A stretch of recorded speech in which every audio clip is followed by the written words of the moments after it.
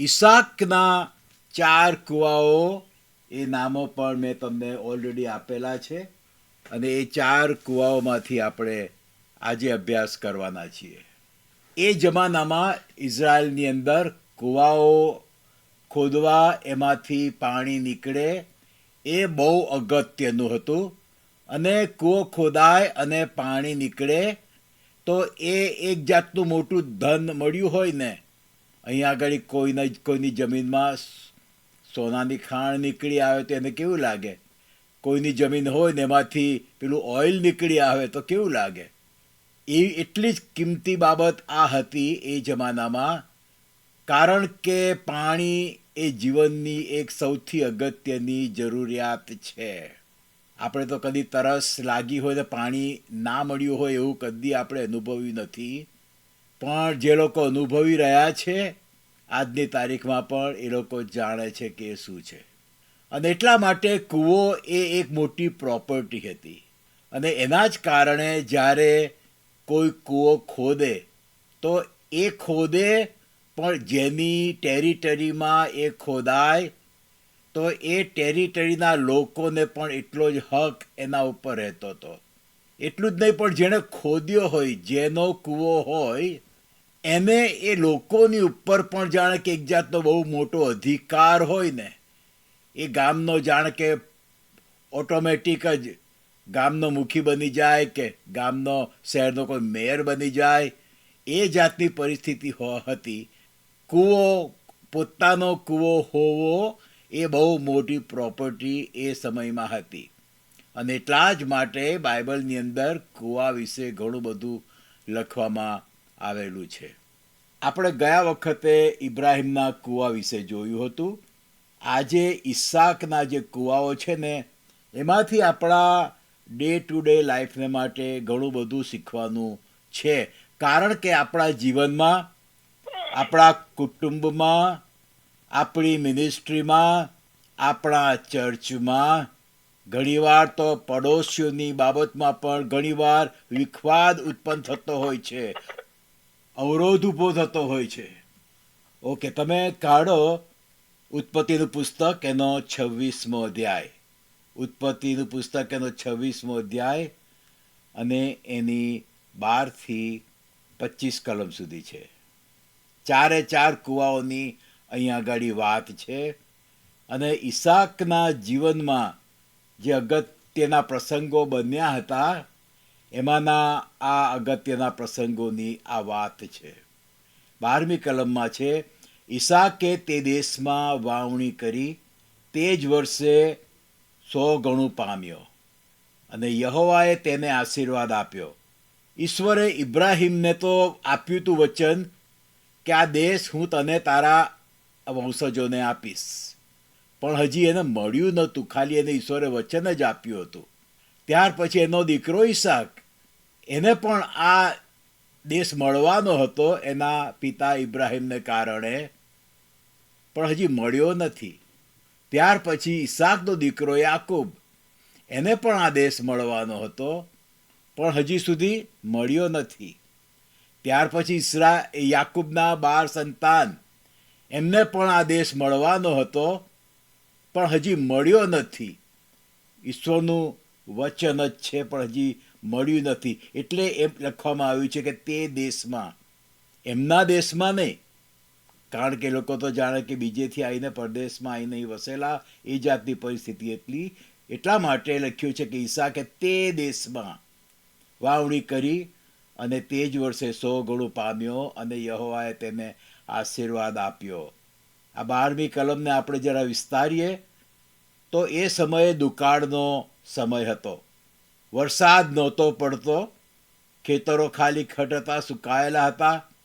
અને એવા સમયે ઈશ્વરે ઈસાકના ખેતરને આશીર્વાદ આપ્યો હતો. એણે જે કંઈ વાવણી કરી હતી એને એટલો બધો આશીર્વાદ આપ્યો હતો, કારણ કે પાણી જમીનમાંથી નીકળે ને, ઉપરથી વરસાદ તરીકે પણ આવે અને નીચે જમીનમાંથી પણ આવે. જાણે કે ઈસાકના ખેતરની નીચે ઈશ્વરે જોઈ ના શકાય પણ એવા કૂવાઓ જાણે કે બનાવી દીધા હતા કે શું હતું. એટલે વરસાદ નહોતો પડ્યો, તેમ છતાં એણે જે કંઈ વાવ્યું એનું 100 ગણું એ પામ્યો. અને આ બતાવે છે કે આપણે આપણી દૈહિક આંખોથી જ જોવાનું નથી કે ઈશ્વરે એનું વચન પૂરું કર્યું છે કે નહીં. આપણે દૈહિક આંખોથી જ જોવાનું નથી કે ઈશ્વરે જે કંઈ કીધું છે કે નહીં. આપણે આત્મિક આંખોથી વધારે જોવાનું છે, અને આત્મિક આંખોથી જોઈશું ને તો આપણને વધારે આશીર્વાદ એમાં મળશે, કારણ કે ઈશ્વરના વચનો કદી પણ તોડતો નથી. અહીંયા આગળ ઈસાક 100 ગણું પામ્યો, અને યહોવાએ તેને આશીર્વાદ આપ્યો. કેવા સમયમાં? દુકાળના સમયમાં આશીર્વાદ આપ્યો. અને તે મોટો માણસ થયો. 13મી કલમ. અને એમ વધતા વધતા બહુ જ મોટો થયો.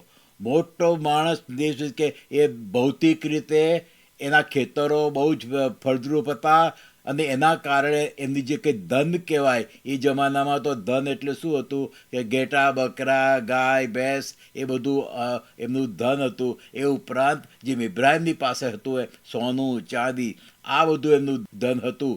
એ ઉપરાંત નોકરો બહુ હોય, એ પણ એમનું ધન કહેવાય. અને એટલા માટે આ રીતે બધી જ રીતે ઈશ્વરે ઈસાકને આશીર્વાદ આપ્યો હતો, ને મોટો થયો, ને વધતા વધતા બહુ જ મોટો થયો. બધી જ બાબતો એને ઈશ્વરે પુષ્કળતાથી આપી. 14મી કલમ. તેની પાસે ઘેટા તથા ઢોર તથા ઘણા દાસો થયા. આ એક મોટો આશીર્વાદ હતો. અને ફલિસ્તીઓએ તેની અદેખાઈ કરી.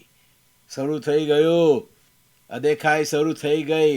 આગળ વધો, મોટા થાવ. ઈશ્વર તમને આશીર્વાદ આપે ને તો બીજા લોકો તમારી અદેખાઈ કરે. આ એક બહુ સામાન્ય બાબત એ જમાનામાં હતી. એટલું જ નહીં, પણ આપણા જમાનામાં પણ છે. ઇબ્રાહીમના સમયમાં પણ હતી, આપણે જોયું હતું, અને આપણા સમયમાં પણ છે કે ઈશ્વર આપણને આશીર્વાદ આપે ને તો બીજા લોકોને અદેખાઈ આવે. ઘણીવાર એ લોકો મોં ખોલીને કહે નહીં, પણ અંદર ખાને એમના હૃદયમાં અદેખાઈ હોય કે આને ઈશ્વર કેમ આટલો બધો આશીર્વાદ આપ્યો છે. શૈતાન જોઈ નથી શકતો જ્યારે ઈશ્વર આપણને પુષ્કળ આશીર્વાદ આપે છે ને તે. ફલિસ્તીઓએ તેની અદેખાઈ કરી, કારણ કે આ તો ફલિસ્તીઓના દેશમાં રહેતો હતો, અને એ લોકો ખાલી ખટ હતા, જ્યારે આને તો ઈશ્વરે બધું પુષ્કળતાથી આપ્યું હતું. એટલે એમને દેખાઈ આવી. 15મી કલમ. અને તેના પિતા ઇબ્રાહીમના દિવસોમાં જે સર્વ કૂવા તેના પિતાના દાસોએ ખોદ્યા હતા, તે ફલિસ્તીઓએ માટીથી પૂરી નાખ્યા હતા. ઇબ્રાહીમના કૂવાઓ, ઇબ્રાહીમ ગુજરી ગયો એટલે કે પ્રભુ પાસે જતો રહ્યો, ત્યાર પછી એની દેખરેખ રાખનાર કોઈ જ હતું નહીં. ઈસાક બી કદાચ બહુ નાનો હશે, એટલા માટે એ કંઈ બહુ કરી શકે એમ હતો નહીં. પણ એની એક કૂવાઓ જે હતા એની કોઈ દેખરેખ રાખનાર હતું નહીં ને, એટલે પેલા અદેખાઈ રાખનારા ફલિસ્તીઓએ એ કૂવાઓને માટીથી પૂરી નાખ્યા હતા. અલા ભાઈ, કૂવા છે, પાણી છે, શું કામ પૂરી દો છો? તમે ઉપયોગ કરો ને, તમે પીવો એનું પાણી. એ પાણી તમારા ઢોરોને આપો, તમારા ઘેટા બકરાને આપો. એ પાણીનો ઉપયોગ કરીને તમારા ખેતરોમાં પાણી પૂરું પાડીને તમે ખેતરોમાં પાક ઉગાવો. શું કામ પૂરી દો છો? પણ ફલિસ્તીઓએ માટી નાખીને એ પૂરી નાખ્યા હતા, કારણ કે ઇબ્રાહીમના કૂવાઓનો દેખરેખ રાખનાર કોઈ જ હતું નહીં. અને આ જ બાબત બને છે ભાઈઓ અને બહેનો. ઈશ્વરે જે આપણને આશીર્વાદો આપ્યા છે, એ જમાનામાં મેં કીધું એમ કૂવો એ બહુ મોટો આશીર્વાદ હતો. અને કૂવાઓ, બહુવચન, એ તો બહુ જ ગજ્જાબ જેવા આશીર્વાદો કહેવાય. પણ આપણા જીવનમાં પણ ઈશ્વર જે કૂવાઓ આપે છે ને, આપણને જે આશીર્વાદો આપે છે ને, એ શૈતાન રાહ જોઈને બેઠો છે કે ક્યારે એમાં ગંદકી નાખીને એને ખરાબ કરી નાખે. માટી અને પથરા નાખીને ક્યારે એ કૂવાઓને પૂરી દે. શું કરું? શૈતાન વિચારે છે કે શું કરું, ક્યારે મને તક મળે તો આ આશીર્વાદો જતા રહે, કૂવાઓ પૂરાઈ જાય, પાણી ઉપયોગી ના બને. એવું શૈતાન ઈચ્છે છે. અને આપણા આત્મિક જીવનમાં બહુ ધ્યાન રાખવાનું છે. ઈશ્વરે આપણને જે ભૌતિક આશીર્વાદો આપ્યા છે એ, અને ઈશ્વરે જે આત્મિક આશીર્વાદો આપ્યા છે એ, અને ઈશ્વરે જે કોઈ કુટુંબમાં આશીર્વાદો આપ્યા હોય, મિનિસ્ટ્રીમાં આશીર્વાદો આપ્યા હોય, આ બધું છે ને એનું ધ્યાન રાખવું એ આપણી જવાબદારી છે. નહીં તો શૈતાન, અદેખાય કરનાર શૈતાન, અને શૈતાન લોકોને ઊભા કરે દેખાય કરનારા, અને આપણી મિનિસ્ટ્રીને ખતમ કરી નાખે, આપણા કુટુંબમાં વિખવાદ ઊભો કરે, આપણા અંગત જીવનમાં અને આપણા પડોશીઓમાં પણ જાત જાતનો વિખવાદ ઊભો કરે, અને આપણું ઘણીવાર શબ્દ વાપરે છે ને કે આપણું જીવવું હરામ કરી નાખે, એવા લોકો હોય છે. ઇબ્રાહિમના સમયમાં ઇબ્રાહિમ જેવી વ્યક્તિને એવું થયું હતું. અને અહીંયા આગળ આપણે જોવાનું છે કે ઈસાકને પણ એ જ બાબત બની હતી. અને શૈતાન આ કરે છે. ભાઈઓ અને બહેનો, આપણે આપણી અંગત બહુ ધ્યાન રાખવાનું હોય છે. ઈશ્વરે આપેલા આશીર્વાદો શૈતાન છીનવી ના લે.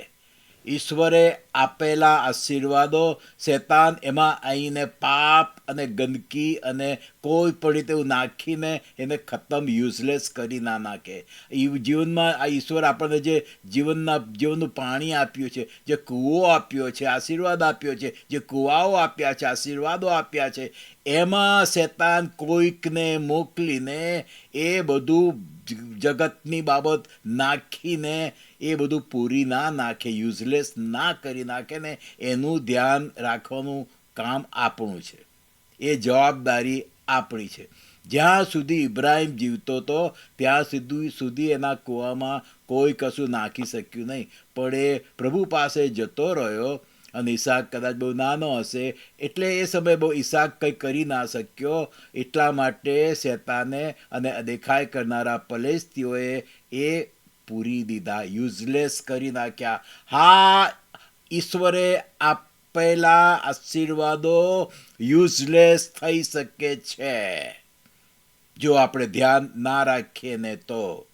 ઈશ્વરે આપેલી શાંતિ શૈતાન છીનવી શકે છે જો આપણે ધ્યાન ના રાખીએ તો.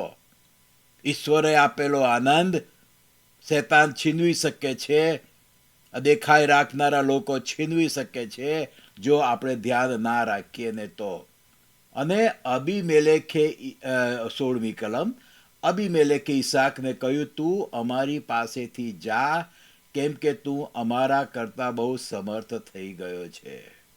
આ બાબત અને ઇબ્રાહિમના સમયની બાબતનું આપણે કમ્પેરિઝન કરવાના છીએ કે આ જ બાબતો બની ત્યારે ઇબ્રાહિમના સમયમાં કેવું થયું હતું અને ઈસાકના સમયમાં કેવું થયું હતું.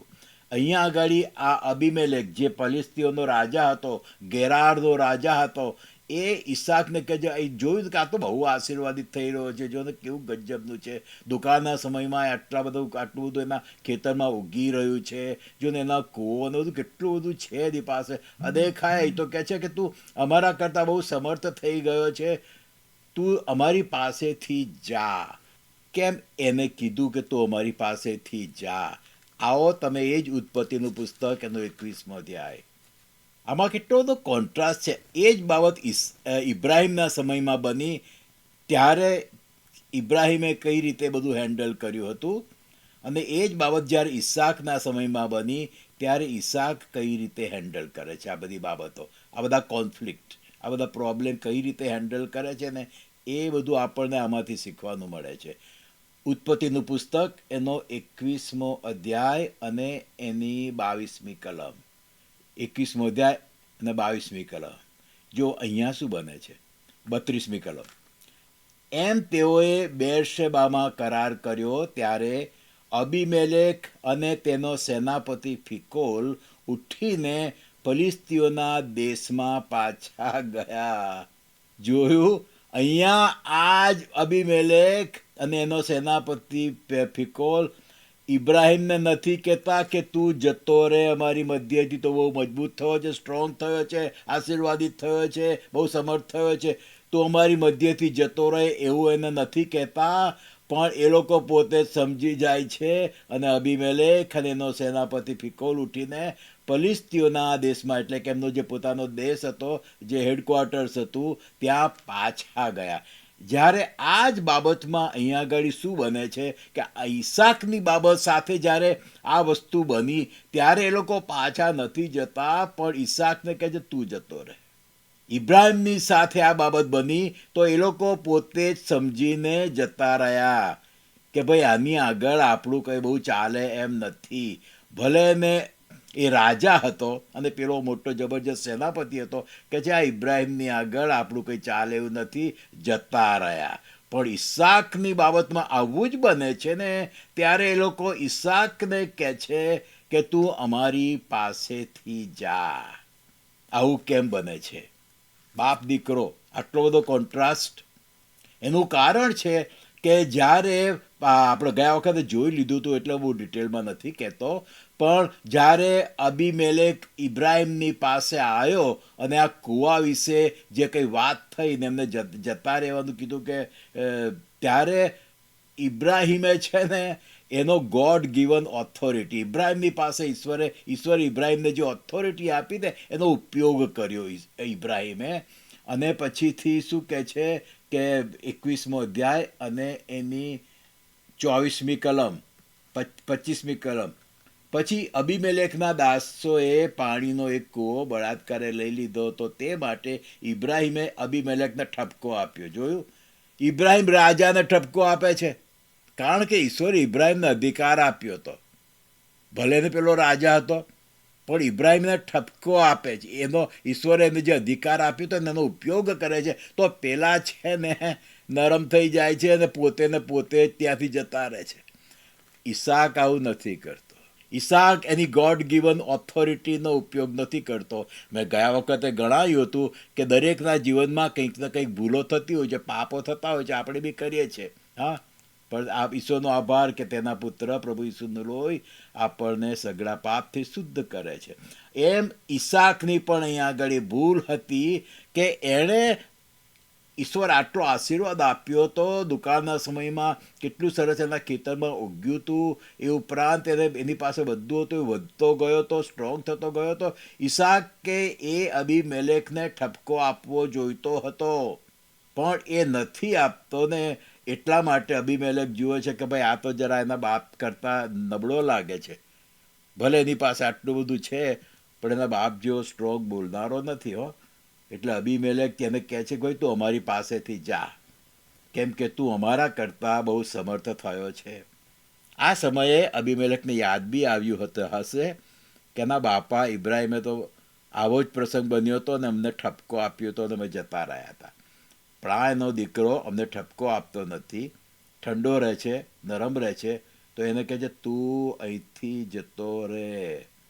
અને ઈસાક શું કરે છે પાછો જુઓ. ઈસાકે ત્યાંથી નીકળીને ગેરારના નીચાણમાં તંબુ માર્યો અને તે ત્યાં રહ્યો. આ જગ્યાઓ તો બધી ઈશ્વરે એમને એના સંતાનોને આપવાનું વચન આપ્યું હતું. ઈસાક એની ઓથોરિટીનો ઉપયોગ નથી કરતો અને અહીંયા આગળ બસ એક રીતે કહી શકીએ કે નમ્ર બનીને પણ એ ઝઘડો કર્યા વગર એમની ત્યાંથી જતો રહે છે અને ગેરારના નીચાણમાં તંબુ માર્યો. હવે આ ગેરારનું નીચાણ કહો કે ઉપરનો ભાગ જે બી કહો, આ બધાનો રાજા કોણ હતો? અબીમેલેક હતો. ફલિસ્તીઓનો આખો પ્રદેશ હતો અને એ બધાનો રાજા અબીમેલેક હતો. એટલે એક જગ્યાએથી નીકળીને એ બીજી જગ્યાએ જાય છે ને ત્યાં આગળ પછી રહે છે. પહેલી ભૂલ કઈ હતી ઈસાકની? કે એની ગોડ ગિવન ઓથોરિટીનો ઉપયોગ નથી કરતો. પણ પેલો કહે છે તો અહીંથી જતો રહે, તો એ જતો રહે છે. પછી હવે અહીંથી 18મી કલમથી શરૂઆત થાય છે. આપણે જોઈએ, તેના પિતા ઇબ્રાહિમના વખતમાં તેઓએ પાણીના જે કૂવા ખોદ્યા હતા તે ઈસાકે ગાળી કાઢ્યા, કેમ કે ઇબ્રાહિમના મરણ પછી ફલિસ્તીઓએ તે પૂરી નાખ્યા હતા. આપણે જોયું ને 21મા અધ્યાયની અંદર એ બાબત આપણે જોઈ. એટલે કે અહીંયા આગળ ફલિસ્તીઓ ઇબ્રાહિમના કૂવાઓને, ધ્યાનથી સાંભળજો, એક એક શબ્દો જોજો, તેના પિતા ઇબ્રાહિમના વખતમાં તેઓએ પાણીના જે કૂવા, બહુવચન છે, પાણીનો કૂવો નહીં, પાણીના કૂવા. ઇબ્રાહિમે જુદી જુદી જગ્યાએ એની જર્નીમાં ઈશ્વર એને લાવ્યો તો આ વચનના દેશમાં, અને ત્યાં આગળ એ જુદી જુદી જગ્યાએ જતો તો, એક જ જગ્યાએ ઠરીને નથી રહ્યો એ, કારણ કે ઈશ્વરે એને આગળ ને આગળ જવાનું કીધું હતું. અને એટલા માટે ઈશ્વરે ઇબ્રાહિમને કીધું હતું કે જે જગ્યા પર તારો પગ પડશે એ જગ્યા મેં તને આપી છે. એટલે ઇબ્રાહિમ જુદી જુદી જગ્યાએ જુદા જુદા ગામોને શહેરોમાં ફરતો જ રહ્યો, અને દરેક જગ્યાએ પાણીની જરૂર પડે, કારણ કે આ એનો પોતાની ટેરિટરી હતી નહીં, પોતાનો દેશ હતો નહીં. હા, એ તો ઉર દેશમાંથી આવેલો હતો અને અહીંયા આગળ એ પ્રવાસી હતો, અને એટલા માટે જ્યાં જાય, જ્યાં સેટલ થાય ત્યાં એણે કૂવો ખોદવો પડે. અને એટલા માટે ઇબ્રાહિમે કેટલાય કૂવાઓ ખોદ્યા હતા. આંકડો નથી, પણ ઇબ્રાહિમે કેટલાય કૂવાઓ ખોદ્યા હતા, અને પાણીના જે કૂવા ખોદ્યા હતા તે ઈસાકે ગાળી નાખ્યા.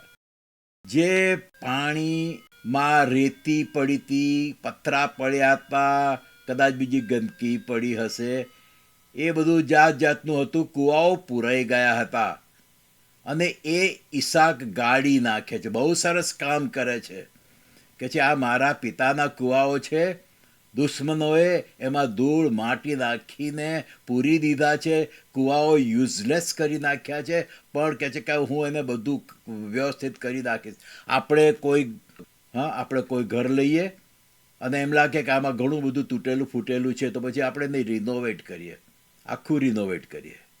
એ જ રીતે એણે આ બધું જે કંઈ તૂટેલું ફૂટેલું હતું, માટી, પથરા, ગંદકી, એ બધું કાઢી નાખીને આ કૂવાઓને ફરીથી ઈસાકે ઉપયોગી કરી નાખ્યા, ફરીથી વ્યવસ્થિત કરી નાખ્યા, એનું પાણી ઉપયોગી બને એવું ઈસાકે કરી નાખ્યું. આ એક બહુ જ સરસ કામ ઈસાક કરી નાખે છે. અને આપણે અહીંયા આગળથી શું શીખીએ છીએ ભાઈઓ અને બહેનો, શું શીખીએ છીએ? આપણા જીવનમાં શેતાન આવીને માટી ને પથરા ને ગંદકી નાખી જાય છે. દુન્યવી બાબતો આપણા જીવનમાં આવી અને આપણા જે આખો પાણીથી ઉભરાતો કૂવાઓ પ્રભુ ઈસુએ આપ્યો છે, જીવનના પાણીનો કૂવો, એમાં છે ને નુકસાન કરી જાય છે, જગતની બાબતો આવી જાય છે, અને પછીથી ઉપયોગી થતું નથી. ઈશ્વરે આપણને કેટલી શાંતિ આપી છે, વિચાર કરો. જાત જાતનું અત્યારે દુનિયામાં કેટલું ખરાબ બની રહ્યું છે, એક એક દેશોમાં, ભારત કહો કે આ દેશ કહો, જ્યાં જુઓ ત્યાં વસ્તુ ખરાબ બની રહ્યું છે, પણ એ બધાની મધ્ય ઈશ્વર આપણને કેવી શાંતિ આપી છે, ઈશ્વર આપણને કેટલો બધો આનંદ આપ્યો છે. પણ ઘણા વિશ્વાસીઓના જીવનમાંથી એ શાંતિ જતી રહે છે, એ આનંદ જતો રહે છે, એ પાણીનો કૂવો, એ શાંતિનો કૂવો પૂરાઈ જાય છે, એ આનંદનો કૂવો પૂરાઈ જાય છે. એ છે ને આપણે ગાળી કાઢવાનું છે. શું પડ્યું છે? કયા કારણે મારી શાંતિ જતી રહી? કયા કારણે મારો આનંદ જતો રહ્યો? આ બધું શોધી કાઢીને આપણે એ બધું કાઢી નાખીશું ને, તો આ જેમ કૂવાઓ, યુઝલેસ કૂવાઓ ઉપયોગી કૂવાઓ થયા, એમ એ જ બાબત આપણા જીવનમાં ફરીથી શાંતિ આવશે. આપણા શાંતિના કૂવામાં ફરીથી પાણી આવશે, ફરીથી શાંતિ આવશે. આપણા આનંદના કૂવામાં ફરીથી આનંદ આવશે. જો આપણે એ માટી, એ પથરા, એ ગંદકી બધું કાઢી નાખીશું ને, તો એ બધું આવશે. ઈસાકે કર્યું કે છે, ઈસાકે ગાળી કાઢ્યા. કેમ કે ઇબ્રાહિમના મરણ પછી ફલિસ્તીઓએ તે પૂરી નાખ્યા હતા. આ દુશ્મનો, અદેખાઈ કરનારા લોકો, શૈતાન તો આ બધું રાહ જોઈને જ બેઠો છે કે ક્યારે આપણા જીવનમાંથી, ક્યારે આપણા શાંતિના કૂવાને પૂરી દે, ક્યારે આનંદના કૂવાને પૂરી દે, ક્યારે આશીર્વાદોના કૂવાને પૂરી દે. એ બધું રાહ જોઈને જ અદેખાઈ કરનારા લોકો બેસી રહ્યા છે. પછી લખ્યું છે, તેમના જે નામ તેના પિતાએ પાડ્યા હતા, તે જ નામ તેણે તેઓના પાડ્યા. ભલે ગમે તે બાબત હોય, આજે 2024ની સાલ છે, નવી ટેકનોલોજી છે, એ બધાનો આપણે ઉપયોગ કરીએ છીએ, પણ જે જૂનું, એ તો એનું એ જ રાખવાનું છે. ઈશ્વરની સેવામાં જે જૂની પદ્ધતિ હતી જૂના કરારમાં, એ જ પદ્ધતિ નવા કરારમાં ઈશ્વરના શિષ્યોએ રાખી. જૂના કરારમાં ઈશ્વરની સેવા કરવાની જે પદ્ધતિ હતી એ જ પદ્ધતિ સાઉલ પાઉલ થઈ ગયો પછી એણે રાખી, અને જૂના કરારની પદ્ધતિ આપણે પ્રબોધકો પાસેથી બધાની પાસેથી આપણે શીખીએ છીએ, જૂના કરારના પુસ્તકોમાંથી શીખીએ છીએ. ઈશ્વરની કામ કરવાની પદ્ધતિ છે praying and preaching, praying and preaching, praying and preaching. ઈશ્વરનું કામ વૃદ્ધિ પામે એટલા માટે શું કરવાનું છે? જે જૂનું છે ને, જૂનું હતું એ જ રાખવાનું છે. Praying and preaching, praying and preaching. આજે ઘણા બધા ચર્ચોમાં, કદાચ મેં ગયા વખતે વાત કરી હતી, ઘણા બધા ચર્ચી એ થાય ને, મોટા થાય ને, વૃદ્ધિ પામે ને, ગ્રોથ આવે ને, માટે સમૂહ ભોજન રાખે છે. સમૂહ ભોજન એટલે ભાઈ સમૂહ પ્રાર્થના રાખો, સમૂહ ભોજન નહીં. સમૂહ ભોજનથી ચડતી વૃદ્ધિ ના થાય, સમૂહ પ્રાર્થનાથી વૃદ્ધિ થાય. ઘણા બધા ચર્ચીસમાં ગેમ્સ અને એન્ટરટેનમેન્ટના આ બધી પદ્ધતિઓ અત્યારે અપનાવવામાં આવી રહી છે ચર્ચ ગ્રોથને માટે, ઇવેન્જલિઝમને માટે. ઈશ્વરનું કામ વૃદ્ધિ પામે ને એટલા માટે એન્ટરટેનમેન્ટ, ગેમ્સ અને સમૂહ ભોજન એ બધી જાત જાતની નવી પદ્ધતિઓ રાખવામાં આવી છે. ઈસાકે એ કુવાઓના જે જૂના નામ હતા ને એ જ નામ રાખ્યા, અને આપણે પણ એ જ જૂના કરારની પદ્ધતિ પ્રમાણે જેમ નવા કરારના શિષ્યોએ કર્યું એમ આપણે પણ કરવાનું છે. ઈશ્વરનું કામ આગળ વધતું જોવું છે તો આપણે શું કરવાનું છે? Praying and preaching, praying and preaching, praying and preaching. ઈસાકે એ કુવાઓના નામ બદલ્યા જ નહીં, એ જૂનું ને જૂનું જ રાખ્યું.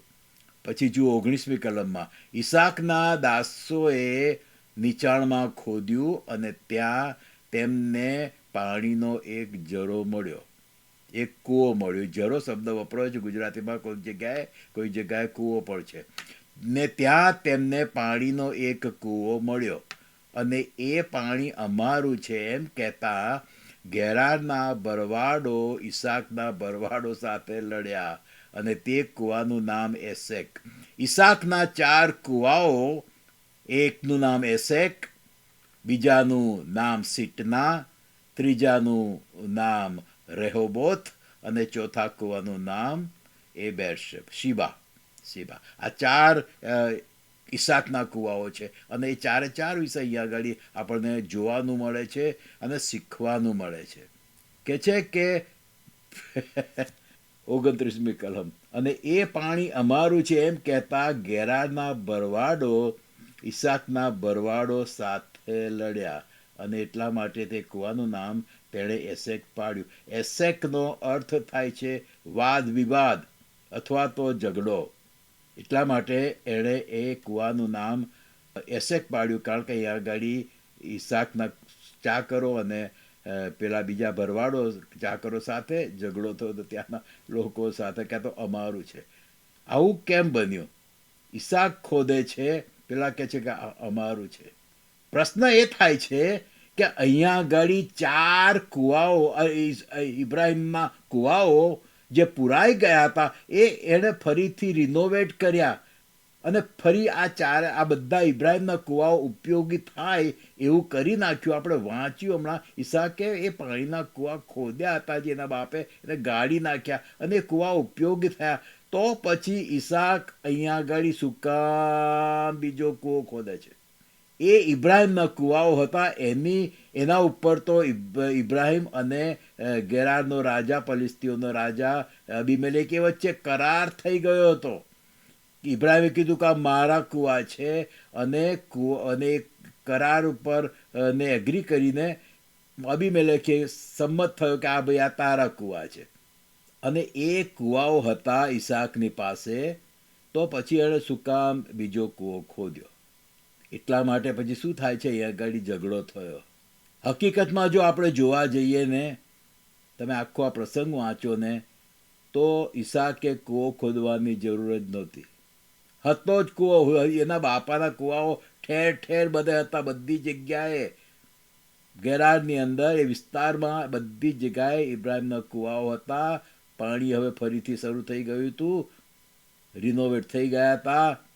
તો પછી એણે શું કામ ખોદ્યું? ઘણીવાર છે ને, આપણને ઈશ્વરનું કામ આપણી પોતાની રીતે અને આપણી પોતાની ઈચ્છા પ્રમાણે અને આપણી પોતાની મેથડ પ્રમાણે કરવાની ઈચ્છા થઈ જાય છે. ઈશ્વરે ઈસાકને એના બાપના કુવાઓ આપ્યા હતા, પણ ઈસાકને થયું કે આ મારા બાપના કુવાઓ છે, મેં એને રિન્યુ કરી દીધા છે, રિનોવેટ કર્યા છે, પણ મારા નામનો તો કૂવો કોઈ કંઈ છે જ નહીં. મારે તો મારું પોતાનું જોઈએ, મારા બાપાનું જોઈએ અને મારું પોતાનું જોઈએ. એટલે એની પોતાનો કૂવો કહેવાય. એટલા માટે ઈસાકે ત્યાં કૂવો ખોદ્યો કે જેથી એમ કહેવાય કે આ તો ઈસાકનો કૂવો છે. પેલા તો ઇબ્રાહિમના કૂવાઓ તરીકે ગણાતા. અને ઈસાક અહીંયા આગળ પોતાનું નામ રાખવા માટે પોતાના કૂવો ખોદે છે, પોતાની રીતે બધું કરે છે, પોતાની ઈચ્છા પ્રમાણે કરે છે. એના કારણે એ કૂવાએ પછી ઝઘડો થાય છે. અને ઘણી બધી વાર આપણે ઈશ્વરે આપ્યું હોવા છતાં આપણે ઘણીવાર આપણું પોતાની રીતે ઈશ્વરનું કામ કરવા માંગીએ છીએ. પોતાની મેથડ, પોતાની ઈચ્છા પ્રમાણે કરવા જઈએ, પોતાની મેથડ પ્રમાણે કરવા જઈએ, પોતાની રીતે કરવા જઈએ, તો પછી ત્યાં આગળથી શું થાય છે? ઝઘડો. આ પાણી તો નીકળ્યું, મિનિસ્ટ્રી બી થઈ, બધું થયું, પણ શું થયું? અલ્ટિમેટલી ઝઘડો થયો. અને ત્યાં આગળ ઝઘડાને કારણે એ કૂવાનું નામ એણે પાડ્યું એસેક, કે જેનો અર્થ થાય છે વિવાદ, ઝઘડો. અને પછી બને છે શું? આપણે શીખીએ ભાઈઓને બહેનો, આપણે શીખીએ કે ઈશ્વરની ઈચ્છા જાણ્યા વગર આપણે કશું કરીએ નહીં. ઈશ્વરની ઈચ્છા જાણ્યા વગર આપણે કોઈ મિનિસ્ટ્રીમાં નવું પગલું ભરીએ નહીં, નહીં તો પ્રોબ્લેમ ઊભો થશે, વિખવાદ ઊભો થશે. એ કૂવાનું નામ તેણે એસેક પાડ્યું, કેમ કે તેઓ તેની સાથે લડ્યા હતા. પછી જો શું થાય છે પાછું 21મી કલમમાં. અને તેઓએ બીજો કૂવો ખોદ્યો. હવે આ લોકો લડ્યા, પેલા ગોવાળિયાઓ ઈસાકના ચાકરો સાથે લડ્યા, પણ તમે જુઓ ઈસાક નથી લડતો. ઈસાક પેલા લોકોની સામે નથી લડતો કે હા ભાઈ આ તો મેં ખોદ્યું છે, મારા ચાકરોએ ખોદ્યું છે, આ તો મારું છે, એની સાથે નથી લડતો. પણ એના બદલે બીજો કૂવો ખોદે છે. ઘણીવાર આપણી સામે ઈશ્વર એવી વ્યક્તિઓને લાવીને મૂકી દે કે આપણી સાથે ઝઘડો કરતા હોય, વિખવાદ કરતા હોય, જાત જાતની આર્ગ્યુમેન્ટ્સ કરતા હોય. અહીંયા આગળ શું કરે છે? ઈસાક સામે નથી લડતો. પેલા લોકો લડે છે પણ ઈસાક નથી લડતો. અને એ જ બાબત આપણે છે ને, લડાઈ ઝઘડા અને ટંટાની એમાં ત્યાં પડવાની જરૂર નથી. કોઈ આપણી સામે ઝઘડો કરવા માગે એવું આપણને લાગે છે કે કંઈક કરી રહ્યો છે ને, તો ત્યાંથી ખસી જવું, જવા દેવું, ખસી જવું ત્યાંથી. ઝઘડા ટંટા કરનારા લોકોથી દૂર રહેવું, અલગ રહેવું, એ બાબત અહીંયા આગળ આપણે શીખીએ છીએ. પણ હજી પૂરેપૂરું હજી ઈસાક શીખ્યો નથી. શીખી રહ્યો છે, બહુ સરસ, સામે નથી લડતો ઈસાક, પણ પેલો કૂવો ખોદવાની જરૂર જ નહોતી. એનીવે 21મી કલમમાં આવો. તેઓએ બીજો કૂવો ખોદ્યો અને તે વિશે પણ તેઓ લડ્યા. ઓ બાપરે! અને તેણે તેનું નામ સીટના પાડ્યું. સીટનાનો અર્થ થાય છે દુશ્મનાવટ.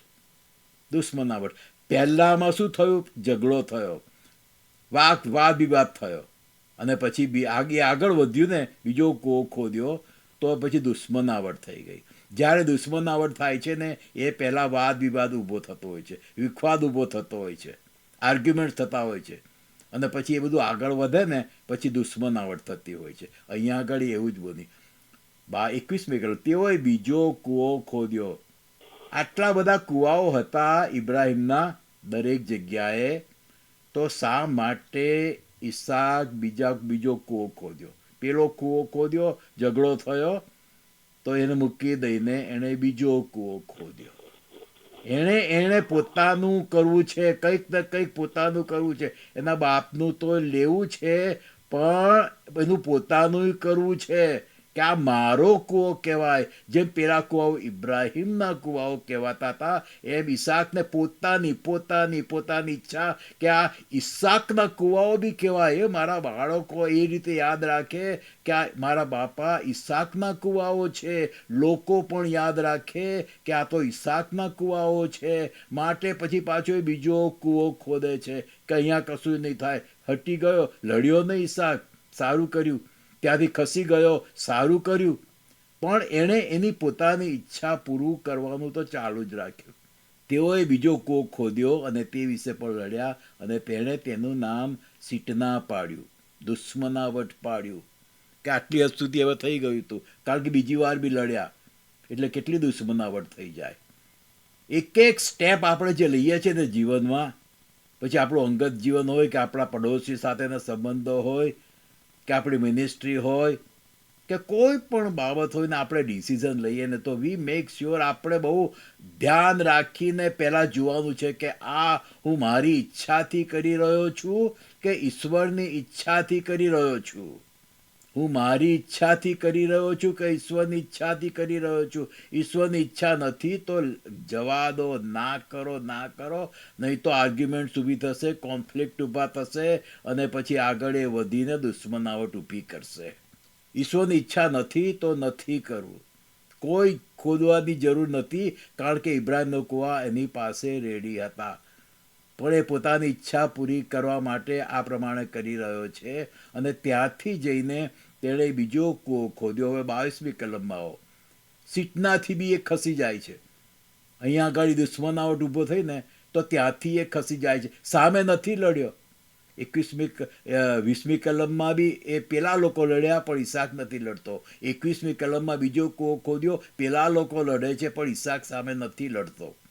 અને પછી હવે 22મી કલમમાં આવો. હવે પાછું ત્રીજું કરે છે. ત્યાંથી જઈને તેણે બીજો કૂવો ખોદ્યો. ત્યાંથી જઈને આ બે શબ્દો અગત્યના છે. પેલા બે જે કૂવાઓ ખોદ્યા ને, એસેક અને સિટના, એ એની એક જ જગ્યાએ, એના એક જ કદાચ એના એક જ ગામની અંદર એણે ખોદ્યા હશે. એ જ જગ્યાએ ખસતો નથી. એ લોકોથી ખસી જાય છે પણ એ ગામમાંથી એ ખસતો નથી. પણ જો 22મી કલમમાં સ્પષ્ટ છે. આ બે કૂવા પરથી ઈસાક કંઈક શીખે છે અને કહે છે ત્યાંથી નીકળી જઈને તેણે બીજો કૂવો ખોદ્યો.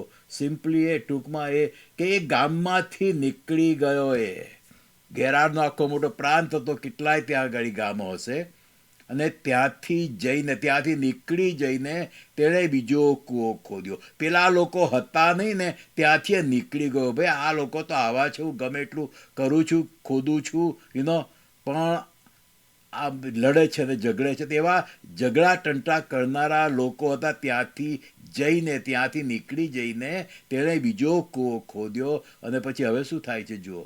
અને તેને માટે તેઓ લડ્યા નહીં. ઈસાક નીકળી ગયો છે ઝઘડા ટંટા કરનારા લોકોથી, બહાર જતો રહ્યો છે, ગામમાં નથી રહેતો, બીજી જગ્યાએ જતો રહે છે. કારણ કે એ લોકો તો એ સમય બધા તંબુમાં રહેતા હતા ને, તંબુ ઉઠાવી લે ને એક જગ્યાએથી બીજી જગ્યાએ જતા રહેવા કે બહુ મોટો પ્રોબ્લેમ નહોતો. એટલે ત્યાંથી નીકળીને બીજા ગામમાં ગયો અને ત્યાં એણે કૂવો ખોદ્યો. અને તેને માટે તેઓ લડ્યા નહીં. કેમ લડ્યા નહીં? કારણ કે ત્યાં ઝઘડો ટંટો કરનારા લોકો હતા નહીં. એવા લોકોથી નીકળી જ ગયો. ભાઈ અહીંયા રહેવું, અહીંયા મહેનત કરવી નકામી છે, હું બીજો ત્રીજો ખોદીશ ને આની આ જગ્યાએ, તો પાછા આ લોકો લડશે. એટલે ત્યાંથી નીકળી જઈને, આઈ લાઈક 22મી કલમ કે છે, ત્યાંથી નીકળી જઈને તેણે બીજો કૂવો ખોદ્યો. અને તેને માટે તેઓ લડ્યા નહીં. અને તેણે તેનું નામ રહોબોથ પાડ્યું અને કહ્યું, હવે યહોવાએ અમને પુષ્કળ જગ્યા આપી છે અને આ દેશમાં અમે સફળ થઈશું. એની પોતાની વાત નથી કરતો, એના આખા કુટુંબની વાત કરે છે. અને એના જે ચાકરો હતા, પુષ્કળ ચાકરો હતા, એ બધાની વાત કરે છે. અમે અને અમને, એ જાતનું એ બોલે છે. યહોવાએ અમને પુષ્કળ જગ્યા આપી છે, વિશાળતા આપી. અહીંયા અમે કહે છે હું ગમે એટલા કૂવા ખોદીશ ને, કોઈ ઝઘડવાનું નથી. કારણ કે ઝઘડા ટંટા કરનારા, લડનારા, વિખવાદ ઊભો કરનારા લોકો અહીંયા આગળ છે જ નહીં. એવી જગ્યાએ એ જઈને રહ્યો. અને ત્યાં આગળ પછી એણે ખોદ્યું ને કોઈ લડનારા હતા નહીં ત્યાં આગળ. કેટલું સરસ. અને એટલા માટે કે છે એણે એનું નામ રહોબોથ પાડ્યું. ઈસાકના ત્રીજા કૂવાનું નામ એણે રહોબોથ પાડ્યું, કે એની જગ્યા વિશાળ જગ્યા. હા, એવા લોકોથી આપણે અલગ દૂર રહીએ છીએ ને, ઝીણી ઝીણી બાબતમાં એમને નેગેટિવિટી જ દેખાય, પ્રોબ્લેમ જ દેખાય. ઝીણી ઝીણી બાબતમાં એમને આપણામાં શું ખરાબ છે ને એ જ દેખાય. અને આપણું કશું સારું થયું હોય ને તો તેને એને ટ્વિસ્ટ કરી નાખે ને કશું ખરાબ કરનારા. આવા અશાંત લોકોની મધ્યેથી એ નીકળી જાય છે અને બીજી જગ્યાએ જાય છે ને ત્યાં કૂવો ખોદે છે કે છે હવે તો મને પુષ્કળ જગ્યા આપી છે. જો ને આ એક કૂવો ખોદ્યો આ ગામમાં, અને કોઈ મારી સાથે હવે એ લડનાર છે નહીં, લડતું નથી, શાંતિની જગ્યા છે. યહોવા એમને પુષ્કળ જગ્યા આપી છે અને આ દેશમાં અમે સફળ થઈશું. સફળતા જોઈએ છે? ભાગો ભાગો, દૂર રહો આવા ઝઘડા ટંટા કરનારા લોકોથી. નેગેટિવ નેગેટિવ નેગેટિવ જોનારા, નેગેટિવ બોલનારા આવા લોકોથી અલગ રહો અને એવી જગ્યાએ પ્રભુ તમને બહુ સફળતા આપશે. કારણ કે ત્યાં આગળ કોઈ વિખવાદ કરનારા હોય નહીં, તમારા ટાઈમનો કોઈ બગાડ કરનારા હોય નહીં, તમારી સાથે આર્ગ્યુમેન્ટ કરીને તમારા મગજને ખરાબ કરનારા કોઈ હોય નહીં. એવા લોકો પછી અશાંતિ અને ઉત્પન્ન કરનારા હોય, આપણો આનંદ છીનવી લેનારા હોય, આપણી મહેનતને બરબાદ કરી નાખનારા હોય, તો પછી એવા લોકોથી દૂર રહીને તો કહે છે કે અમને ઈશ્વરે પુષ્કળ જગ્યા આપી છે. જો હવે હું ગમે એટલા અહીંયા આગળ કૂવાઓ ખોદીશ ને તોય કોઈ લડનાર નથી. અહીંયા આગળ આપણી મિનિસ્ટ્રીની બાબત છે, આપણા અંગત જીવનની બાબત છે. હમણાં 2 દિવસ પહેલાં જ મારી ઉપર એક વોટ્સઅપ પર મેસેજ આવ્યો કે જે તમે ઇન્ડિયાનો છે, ઇન્ડિયાથી હતો, કે જે પ્લીઝ તમે જો કોઈને ઓળખતા હોય તો તમે હેલ્પ કરો ને. અમારા જે ઘરમાં અમે રહીએ છીએ, ભાડેથી રહીએ છીએ, ત્યાં અમારે નથી રહેવું. એવી કોઈ જગ્યાએ તમે અમને શોધી આપો ને કે જ્યાં અમે શાંતિથી રહી શકીએ. કે છે અમારા ફ્લેટમાં બધા રહેનારા છે, બહુ ઝઘડે છે એકબીજાની સાથે. એ લોકો ઝઘડે છે, અમારી શાંતિ જતી રહે છે. કે છે એમના બાળકો બધા કે છે ડ્રિંકર્સ છે, ચોરીઓ કરનારા છે, કે જે અમારા ઘરમાંથી ચોરીઓ થાય છે. પ્લીઝ મદદ કરો ને કે કોઈ બીજી સારી જગ્યાએ અમને ભાડાનું ઘર મળે. જો આ જ બાબત આ ઈસાકને બની હતી. ઈસાક નીકળી ગયો, નીકળી જવું છે, બીજી જગ્યાએ જતો રહ્યો અને એના કારણે એને પુષ્કળતા મળી. આ આપણા અંગત જીવનમાં, આપણા કૌટુંબિક જીવનમાં, આપણી મિનિસ્ટ્રીમાં, આપણા ચર્ચમાં, આપણા કુટુંબિક પડોશીઓની બાબતમાં બધી જગ્યાએ લાગુ પડે છે આપણને. આવા લોકોથી દૂર રહો અને ત્યાં તમને સફળતા મળશે. કારણ કે કોઈ પણ જગ્યાએ, કોઈ પણ દેશ જો આગળ વધે ને, પ્રોસ્પરસ થાય ને, તો એ શાંતિવાળો દેશ છે, શાંતિવાળો દેશ છે. શા માટે USA આટલો પ્રોસ્પરસ થયો? કારણ કે આ શાંતિવાળો દેશ હતો એમ કહું છું.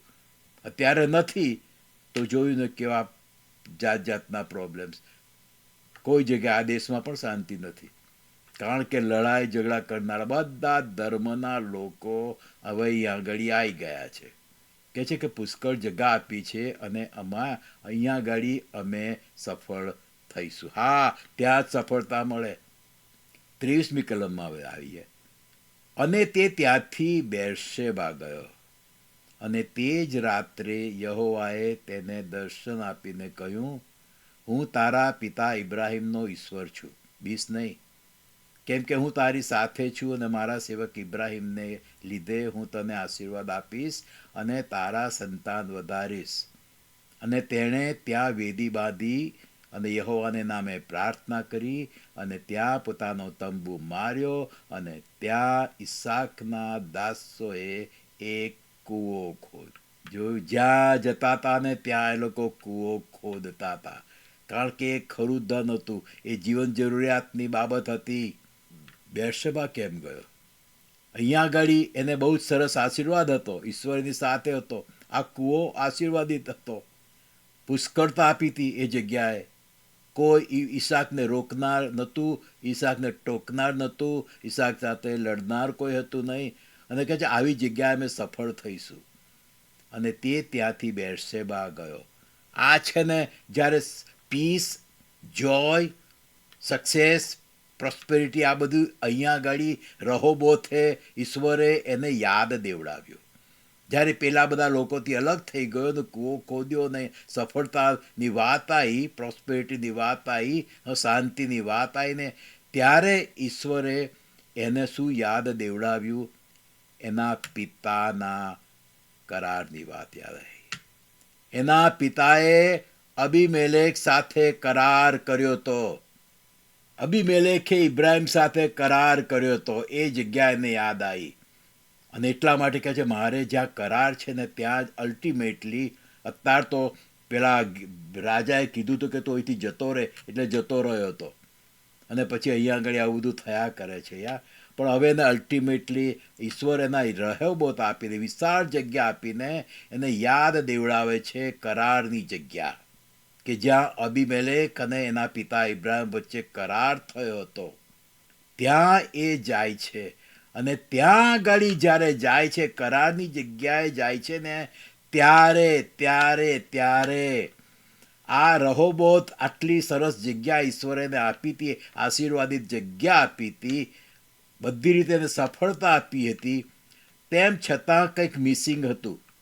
એ ઈશ્વર એને યાદ દેવડાવે છે. અને એટલા માટે એને બેરશેબા યાદ આવે છે, કે જ્યાં અબીમેલેક અને ઇબ્રાહિમ વચ્ચે કરાર થયો હતો. આપણે હંમેશા યાદ રાખવું જોઈએ ભાઈઓ અને બહેનો, કરારની જગ્યા પ્રભુ ઈસુએ કરાર કર્યો છે. કાલ્વરીની ટેકરી, વધસ્તંભ ઉપર લોહી વેવડાવીને ઈશ્વરે કરાર કર્યો છે. આપણી ફાઇનલ જગ્યા એ જ હોવી જોઈએ. કરારની જગ્યાએ જ આપણને આશીર્વાદ મળશે. કરારની જગ્યાએ જ આપણને આશીર્વાદ મળશે. અને આખરે ઈસાક ગયો, આટલું બધું ફર્યો ગેરારની અંદર. હા, હવે અલ્ટિમેટલી ફાઇનલી એ બેરશેબા જાય છે. અને ત્યાં પછી શું થાય છે? 24મી કલમ, તે જ રાત્રે જોયું, ગયો જે રાત્રે, જે દિવસે એ બેરશેબા પહોંચ્યો, કરારની જગ્યાએ પહોંચ્યો, તે જ રાત્રે યહોવાએ તેને દર્શન આપીને કહ્યું, હું તારા પિતા ઇબ્રાહિમનો ઈશ્વર છું. એને એનો પિતા ઇબ્રાહિમ યાદ દેવડાવે છે. હું તારા પિતા ઇબ્રાહિમનો ઈશ્વર છું. એમ નથી કહેતા કે હું તારો ઈશ્વર છું, પણ કે હું તારા પિતા ઇબ્રાહિમનો ઈશ્વર છું. કારણ કે એ યાદ કરાવીને ઈશ્વર, કારણ કે અહીંયા બધી કુવાઓની વાત છે, એટલે ઈશ્વર કહે છે હું ઇબ્રાહિમનો ઈશ્વર છું, જે કુવાઓ ખોદ્યા હતા. દુશ્મન એને લઈ લેવાના માટે આવ્યો હતો, પણ ત્યાં ઇબ્રાહિમ સાથે કરાર થયો હતો. એ જગ્યા યાદ દેવડાવે છે. અને ઈશ્વર પછી ઈસાક ત્યાં જાય છે, અને ઈશ્વર એ જ રાત્રે ઈસાકને દર્શન આપીને કહે છે હું તારા પિતા ઇબ્રાહિમનો ઈશ્વર છું, બીસ નહીં. કારણ કે આ બધી જગ્યાએ હતો. પાછો અબીમેલેક એને કંઈક ખળખોતર કરનારો કહે છે તું કોઈનાથી બીસ નહીં. તારો બાપ ઇબ્રાહિમ અબીમેલેકથી નથી બીધો, ઉલટો અબીમેલેક ઇબ્રાહિમથી બીધો અને જતો રહ્યો. કહે છે તું અબીમેલેકથી બીસ નહીં. ભલે તું એના પ્રદેશમાં છે, ભલે રાજા છે, ભલે તારો ઉપરી અધિકારી છે, પણ તું અબીમેલેકથી બીસ નહીં. તું તારા પિતા ઇબ્રાહિમનો ઈશ્વર છું. જેમ તારો પિતા નહોતો બીધો અબીમેલેકથી, એમ તું ના બીસ. કેમ કે હું તારી સાથે છું. ઈશ્વર આપણી સાથે છે, તો પછી આપણે કોનાથી બીવાનું? આ બાબત છે ને ઈસાક ભૂલી ગયો હતો કે ઈશ્વર એની બી સાથે છે. પણ અહીંયા આગળ હવે કહે છે કે કેમ કે હું તારી સાથે છું, તું બીસ નહીં. ને મારા સેવક ઇબ્રાહિમને લીધે હું તને આશીર્વાદ આપીશ ને તારા સંતાન વધારીશ. તારા પિતા મારા સેવક ઇબ્રાહિમને લીધે હું તને આશીર્વાદ આપીશ. એ ઇબ્રાહિમ કોઈનાથી બીનારો નહોતો. એ ઇબ્રાહિમ, ઈશ્વરે એને જે અધિકાર આપ્યો હતો એનો ઉપયોગ કરનારો હતો. અને ઈશ્વરે એને જે આપ્યું હતું એ શેતાનને, કે અબીમેલેકને લઈ લેવા દેતો નથી. ઈસાકે કંઈક જુદું જ કર્યું હતું. કુવા ખોદ્યા, પણ પેલા લડ્યા તો લઈ જાઓ જાઓ. લડતો નથી અને આપી દે છે, જતો રહે છે ત્યાંથી. ને તારા સંતાન વધારીશ, હું તને આશીર્વાદ આપીશ, તારા સંતાન વધારીશ. અને તેણે ત્યાં વેદી બાંધી, અને ત્યાં ઈસાકના દાસોએ બીજો એક કૂવો ખોદ્યો. બેરશેબામાં બી ત્યાં આગળ બી એણે કૂવો ખોદ્યો. અને આ પ્રમાણે બન્યા પછી શું બને છે હવે જુઓ તમે. જે બાબત અબીમેલેક અને ઇબ્રાહિમ વચ્ચે બની હતી ને, એ જ બાબત હવે ઈસાક અને અબીમેલેક વચ્ચે બને છે. 26મી કલમ. અબીમેલેક પોતાના મિત્રોમાંના એક અવમાં તથા તે પોતાના સેનાપતિ ફિકોલ સહિત ગેરારથી ઈસાક પાસે આવ્યો. જોયું, ઈસાકને તો કાઢી મેલ્યો, કીધું શાંતિથી જતો રહે. અને ઈસાક જતો રહ્યો હતો ને, તો જ્યાં હતો ને ઈસાક, ત્યાં આગળ આ અબીમેલેક આવે છે. અને ક્યાં આવે છે એ જુઓ તમે, બેરશેબામાં. ત્યાં ઈસાક ગયો છે. 27મી કલમ. હવે ઈસાકે તેઓને કહ્યું, તમે મારો દ્વેષ કરો છો, તમારી પાસેથી મને કાઢી મૂક્યો છે, મારી પાસે તમે કેમ આવ્યા છો? તમે મને કાઢી મેલ્યો છું, જતો રહ્યો છું, તમે મારી પાસે કેમ આવ્યા છો? અને તેઓએ કહ્યું, અમે નિશ્ચય જાણ્યું કે યહોવા તારી સાથે છે, અને અમે કહ્યું કે હવે આપણે એકબીજાની સાથે સમ ખાઈએ અને કરાર કરીએ. સમ ખાઈએ, આપણે એકબીજાની સાથે સમ ખાઈએ અને કરાર કરીએ. આ જ બાબત બની હતી ક્યાં? ઇબ્રાહિમની સાથે. આવો તમે 21મી કલમમાં, 21મા અધ્યાયની અંદર, અને ત્યાં આગળ આપણે વાંચ્યું હતું કે 31મી કલમ, 21મો અધ્યાય, ઉત્પત્તિ 21મો અધ્યાય અને 31મી કલમ. એ માટે તે જગ્યાનું નામ બેરશેબા એટલે સમનો કૂવો પાડ્યું, કેમ કે ત્યાં તે બંને સમ ખાધા. એમ તેઓએ બેરશેબામાં કરાર કર્યો. કોણે? ઇબ્રાહિમ અને અબીમેલેકે બેરશેબામાં કરાર કર્યો, અને ત્યાં અબીમેલેકે કબૂલ કર્યું, કરાર કરીને કબૂલ કર્યું કે હા ભાઈ, આ તારા કૂવા છે, તારા કૂવા છે. અહીંયા આગળ એ જગ્યાએ આવે છે ને જ્યારે ઈસાક, ત્યારે એના દુશ્મનો ત્યાં આવે છે, પણ જુદા જ પર્પઝને માટે, કરાર કરવાને માટે. હવે છે ને અબીમેલેક ઈસાકથી બીવે છે. ઈશ્વર ઈસાકને કહે છે, તું બીસ નહીં. 28મી કલમ. તેઓએ કહ્યું, અમે નિશ્ચય જાણ્યું કે યહોવા તારી સાથે છે, અને અમે કહ્યું કે હવે આપણે એકબીજાની સાથે સમ ખાઈએ અને આપણે કરાર કરીએ. આ જ બાબત એના દીકરાની સાથે બની. થવા દે છે, ઈશ્વર થવા દે છે. એ જગ્યાએ છે ને આપણા દુશ્મનો આપણી આગળ નમતા હોય છે. ક્યાં આપણા દુશ્મનો આપણી આગળ નમે છે? જ્યારે આપણે ઈશ્વરે આપણી સાથે, બાપની સાથે જે કરાર કરાયો છે, એમનો લોહી વેવડાવીને કરાર કરાયો છે, વધસ્તંભની ઉપર જઈને, કાલવરીની ટેકરી ઉપર જઈને જે કરાર કરાવ્યો છે, ત્યાં આપણે આવીએ છીએ અને ત્યાં આપણે તંબુ મારીએ છીએ, ત્યાં આપણું ઘર બાંધીએ છીએ, ત્યાં આપણે રહેઠાણ કરીએ છીએ. એ જગ્યાએ, કરારની જગ્યાએ તો દુશ્મનો નમી જાય છે. જ્યાં સુધી ઈસાક આ જગ્યાએ નહોતો, ત્યાં સુધી પેલા વિખવાદ કરનારા લોકો હતા અને એણે જતા રહેવું પડ્યું હતું. પણ જ્યારે ઈસાક ત્યાં આવે છે, કરારની જગ્યાએ, જ્યાંના બાપે કરાર કર્યો હતો એ અબીમેલેક સાથે, ત્યારે પેલો અબીમેલેક સામેથી આવે છે, સામેથી આવે છે. ઈસાકને કહે છે, આપણે એકબીજાની સાથે સમ ખાઈએ અને આપણે કરાર કરીએ કે જેમ અમે તને છોડ્યો નથી અને તારું માત્ર ભલું જ કર્યું અને શાંતિથી તને વિદાય કર્યો, તેમ તું અમારું ભૂંડું નહીં કરે. જો અબીમેલેક કેવો બીવે છે, અમે તારું ભૂંડું નથી કર્યું તો તું અમારું ભૂંડું ના કરીશ. અલા ભાઈ, તું તો રાજા છે, શું કામ ઈસાકથી બીવે છે? ઈસાક તો એક રહેનારો એક પ્રજા છે, તારા લોકો જેમ રહે છે એ છે, શું કામ તું એનાથી બીવે છે? કે છે તું અમારું ભૂંડું નહીં કરે, એવું કર, ધ્યાન રાખજે. હવે તું યહોવાથી આશીર્વાદિત છે. દુશ્મનો જુએ છે કે ભાઈ આ તો ઈશ્વરથી આશીર્વાદિત છે. પછી 30મી કલમ. અને તેણે તેઓને માટે બીજબાની કરી અને તેઓએ ખાધું ને પીધું અને તેઓએ મોટી સવારે ઉઠીને અરસપરસ સમ ખાધા. કરાર કર્યો. જેમ ઇબ્રાહિમે અને અબીમેલેકે કરાર કર્યો હતો, તેમ અહીંયા ઈસાક અને અબીમેલેક કરાર કરે છે. કઈ જગ્યાએ? બેરશેબાએ. આપણા દુશ્મનો આપણી આગળ નમી જશે ભાઈઓ અને બહેનો. આપણે હંમેશા કાલવરીની ટેકરી ઉપર આપણો તંબુ બાંધીને રહીશું ને તો, કાલવરીની ટેકરી આપણું રહેઠાણ હશે ને તો, કારણ કે ત્યાં ઈશ્વરે રાજાઓના રાજાએ કરાર કર્યો છે, એમનું લોહી વેવડાવીને. ત્યાં આગળ આપણા દુશ્મનો આપણી આગળ નમી જશે. 31મી કલમ ફરીથી, તેઓએ મોટી સવારે ઉઠીને આ અરસપરસ સ્તંભ ખાધા અને ઈસાકે તેઓને વિદાય કર્યા. હવે ઈસાક તેમને વિદાય કર્યા. પહેલી વાર શું થયું હતું? અબીમેલેકે ઈસાકને વિદાય કર્યો હતો. અહીંયા આગળ હવે ઈસાક તેઓને વિદાય કરે છે. ગેટ આઉટ, જતા રહો, તમે જતા રહો, જાઓ. અને પેલા લોકો જતા રહે છે. પહેલી વાર ઈસાકે જતા રહેવું પડ્યું હતું, હવે એના દુશ્મનોએ જતા રહેવું પડે છે. ઈસાકે તેઓને વિદાય કર્યા અને તેઓ તેની પાસેથી શાંતિએ ગયા.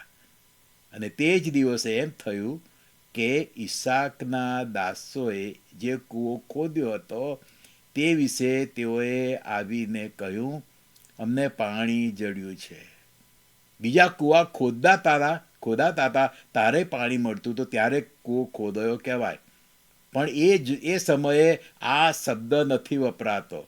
અહીંયા જ્યારે રહોબોતમાં કૂવો ખોદાયો, રાઈટ, ત્યારે કૂવો ખોદાયો, લડ્યા નહીં, એવું બધું લખ્યું છે. યહોવાએ એમને પુષ્કળ જગ્યા આપી છે, અમે સફળ થઈશું, એવું બધું લખ્યું છે. પણ આ બાબત નથી લખી કે અમને પાણી જડ્યું છે. એ વખતે રહોબોત બી પાણી જડ્યું હતું, પણ લખ્યું નથી. અહીંયા આગળ આ સ્પષ્ટ લખવામાં આવ્યું છે, ઈસાકના દાસોએ જે કૂવો ખોદ્યો હતો તે વિશે તેઓએ આવીને કહ્યું, અમને પાણી જડ્યું છે. આપણને જડ્યું છે પાણી કાલ્વરી ઉપર. કાલ્વરીની ટેકરી એ આપણું બેરશેબા છે. કાલ્વરીની ટેકરીએ ઈશ્વરે કરાર કર્યો છે આપણા બચાવને માટે, આપણી શાંતિને માટે, આપણા આનંદને માટે. એ આપણું બેરશેબા છે અને ત્યાં જ આપણી પૂરેપૂરી સલામતી છે. અને ત્યાં આગળ આપણે જો કાયમ કાલ્વરીની ટેકરી ઉપર રહીશું ને, એ કરારની જગ્યાએ રહીશું ને, જે લોહી વેવડાવીને કરાર થયો છે એ જગ્યાએ આપણે રહીશું ને, તો આપણા દુશ્મનો નમી જશે. એટલું જ નહીં પણ જતા રહેશે, કે જે પેલા જતા રહ્યા, એ પેલા ફિકોલ અને અબીમેલેકને બધા જતા રહ્યા. એ આપણી સાથે ઝઘડા કરનારા, ટંટા કરનારા બધા જતા રહેશે. પણ આપણું રહેઠાણ ક્યાં હોવું જોઈએ? કાલ્વરીની ટેકરી ઉપર. બેરશેબા એ ઇબ્રાહિમને માટે અને ઈસાકને માટે કાલ્વરીની ટેકરીના જેવી જગ્યા હતી, કારણ કે ત્યાં આગળ કરાર થયો હતો. કેમ ભાઈ કોઈ બીજી જગ્યાએ અબીમેલેક આવીને ઈસાક સાથે કરાર ના કરે? બીજી જગ્યાએ આવીને ના કરે? કેટલી જગ્યાએ આ ઈસાક ફર્યો છે. હા, ગેરારમાં આવ્યો પછી કેટલી જગ્યાએ ઈસાક ફર્યો છે, કેટલી જગ્યાએ કૂવા ખોદ્યા છે, ત્યાં ના આવે. પણ અહીંયા જ્યારે એ બેરશેબા ગયો ને, ત્યારે પેલો અબીમેલેક આવ્યો. આપણે બેરશેબા જઈશું ને, કાલ્વરીની ટેકરી ઉપર જઈશું ને, ત્યાં આપણે તંબુ તાણીને કાયમને માટે રહીશું ને. ભલે આપણે આ પૃથ્વી ઉપર છે, પણ એ કરારની જગ્યાએ આપણે રહીશું ને, તો આપણા દુશ્મનો આપણી આગળ આવીને નમી જશે, આપણી આગળ નમી જશે. અને બાઇબલમાં લખ્યું છે કે ઈશ્વર આપણા દુશ્મનો નહીં, આપણા મિત્રો બનાવી દે છે. અમને પાણી જડ્યું છે. હા, આપણને જીવનનું પાણી જડ્યું છે. ક્યાં? કાલ્વરીની ટેકરી પર, આત્મિક બેરશેબા ઉપર આપણને પાણી જડ્યું છે. અને તેણે તેનું નામ શીબા પાડ્યું. કારણ કે એ જગ્યાનું નામ હતું બેરશેબા. ઇબ્રાહિમના કૂવાને લીધે એનું નામ બેરશેબા હતું, એટલે એનો દીકરો એનું નામ પાડે છે શીબા.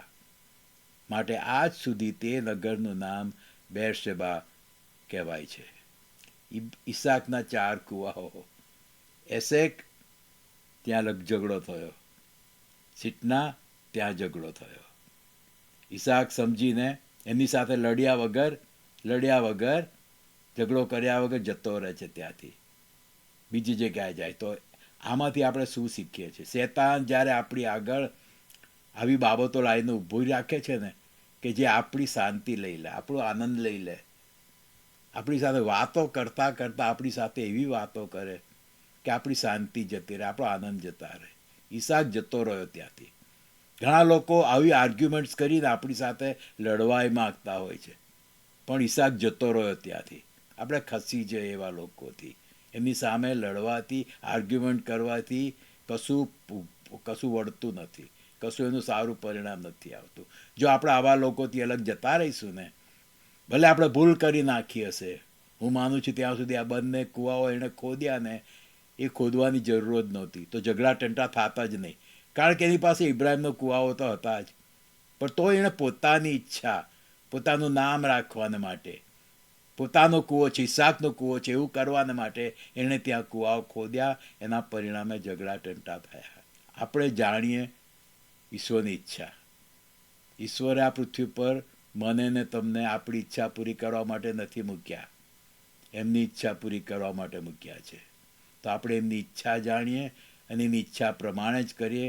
આપણી ઈચ્છાઓને આપણે મારી નાખીએ, આપણા પોતાના પ્લાનને મારી નાખીએ, આપણી પોતાની કામ કરવાની મેથડને મારી નાખીએ.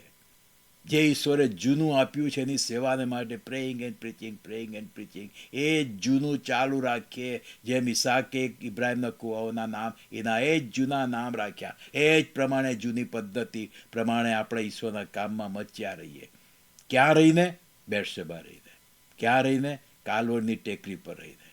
ક્યાં જઈને?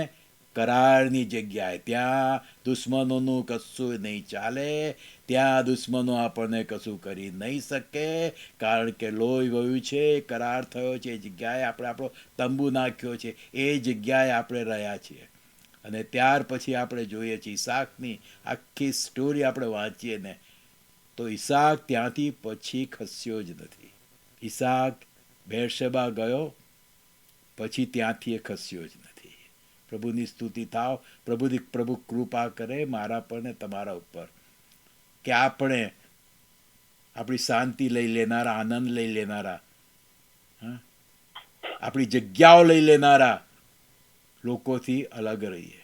આપણી સાથે ઝઘડો ટંટો આર્ગ્યુમેન્ટ કરનારા લોકોથી અલગ રહીએ, એમનાથી જતા રહીએ. પ્રભુ આપણને કરારની જગ્યાએ લાવશે, જે ઈસાકને લાયા ને તેમ. અને ત્યાં જ આપણું ખરું રહેઠાણ છે, ત્યાં જ આશીર્વાદ છે. જ્યારે એ આવ્યો બેરશેબામાં, ત્યારે પછી ઈશ્વરે એને શું કીધું? હું તારા પિતા ઇબ્રાહિમનો ઈશ્વર છું, બીસ નહીં. કેમ કે હું તારી સાથે છું અને મારા સેવક ઇબ્રાહિમને લીધે હું તને આશીર્વાદ આપીશ અને તારા સંતાન વધારીશ. આપણી મિનિસ્ટ્રી વધારશે, આપણું કુટુંબ વધારશે, આપણી જગ્યાઓ વધારશે, વધારે રૂમ કરશે, વધારે કરશે, આશીર્વાદિત કરશે. ક્યાં? બેરશેબામાં. ક્યાં? કાલવરની ટેકરી પર.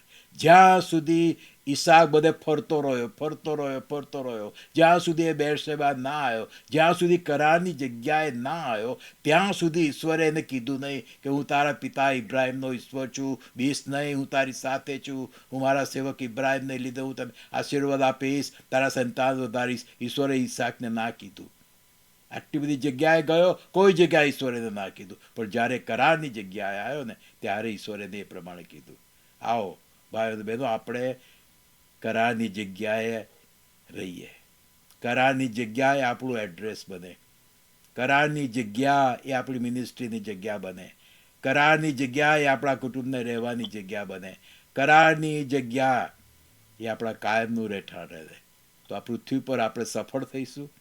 પૃથ્વી પર આપણો વિસ્તાર વધારશે ઈશ્વર, આપણી મિનિસ્ટ્રી વધારશે, કુટુંબ વધારશે, ઈશ્વર આશીર્વાદો પણ વધારશે. બધું વધતું જ જશે, વધતું જ જશે, વધતું જ જશે. પ્રભુ કૃપા કરે કે આ 4 કુવાઓ ઈસાકના, એમાંથી આપણે બહુ કિંમતી પાઠ શીખીએ અને એ પ્રમાણે જીવીએ. Amen, amen. આવો આપણે પ્રાર્થના કરીએ. પ્રભુ, તમારો ખૂબ આભાર માનીએ છીએ કે તમારા વચનોમાં કેટલું બધું ધન છે. જે બનાવો બન્યા છે પ્રભુ, એમાંથી અમારે કેટલું બધું શીખવાનું છે. હા પ્રભુ, અમે અત્યાર સુધી અનુભવ્યું છે અને કદાચ ભવિષ્યમાં પણ તમારું નજીકમાં નહીં આવવાનું થાય તો અનુભવીશું કે પ્રભુ, જે તમે અમને શાંતિ આનંદ આપ્યા છે, જે પાણીના કૂવાઓ આપ્યા છે, શાંતિના કૂવાઓ આપ્યા છે, આનંદના કૂવાઓ આપ્યા છે, આશીર્વાદના કૂવાઓ આપ્યા છે, એમાં પિતાજી અમે ધ્યાન નહીં રાખીએ તો શૈતાન આવીને, લોકો આવીને પ્રભુ જે માટી અને પથરા અને ગંદકી નાખી જશે અને જે તમે અમને આપ્યું છે ને એ યુઝલેસ કરી નાખશે. પ્રભુ, અમને મદદ કરો કે અમે આ પૃથ્વી પરના જીવનમાં ધ્યાન રાખીને જીવીએ. બહુ ધ્યાન રાખીએ પ્રભુ, કે શૈતાન કોઈ પણ રીતે અમારા ઉપર ફાવી ના જાય. પ્રભુ, અમને મદદ કરો. અમારી આસપાસ કયા કયા પ્રકારના લોકો છે, અમારી મિનિસ્ટ્રીમાં કયા કયા પ્રકારના લોકો છે, પ્રભુ એ જોવાને સમજવાને માટે સહાયને મદદ કરો. અને પ્રભુ તમે અમને કૃપા આપો કે અમારી સાથે આર્ગ્યુમેન્ટ કરનારા, અમારી સાથે ઝઘડો ટંટો કરનારા, અમારી ઉપર અદેખાય કરનારા લોકોને અમે ઓળખી શકીએ. અને પ્રભુ અમે એવાથી દૂર રહીએ કે જેથી પ્રભુ અમે રહોબોથ આવી શકીએ. અને પ્રભુ ત્યાંથી આગળ જઈને અમે બેરશેબા આવી શકીએ અને તમારાથી પુષ્કળ આશીર્વાદિત થઈએ. તમે આવો ત્યાં સુધી પ્રભુ આમાં આ જે કંઈ શિક્ષણ છે એને અપનાવવાને માટે આમ પ્રત્યેકને તમે સહાય અને મદદ કરજો. તમારા પુત્ર અમારા તારણહાર પ્રભુ ઈસુના નામમાં માગીએ છીએ. Amen. Amen. Amen. Amen. Amen. Amen. Amen. Thank you, શનિભાઈ. ત્યાર કુવા વિશે કેટલું ઉત્તમ શિક્ષણ આપ્યું. કુવા વિશે તો વાંચવા આવું તો બીજું વિચાર્યું તો ઉત્તમ શિક્ષણ આપ્યું. Thank you so much. તૃપ્તિ સાચી તમારે ચરણે, તૃપ્તિ સાચી તમારે ચરણે, જૂઠા જણાશય સારા, સત્ય વચનો તમારા ઈસુ, સુખ શાંતિ દેનારા, સુખ શાંતિ દેનારા. તરસ ન લાગે કદી જળ દો એવું, તરસ ન લાગે કદી જળ દો એવું, મુજમાં ફૂટે સરવાણી ઈસુજી, આપો જીવનનું પાણી. મારી ગગર છે ખાલી ઈસુજી, આપો જીવનનું પાણી. મારી ગગર છે ખાલી ઈસુજી, આપો જીવનનું પાણી.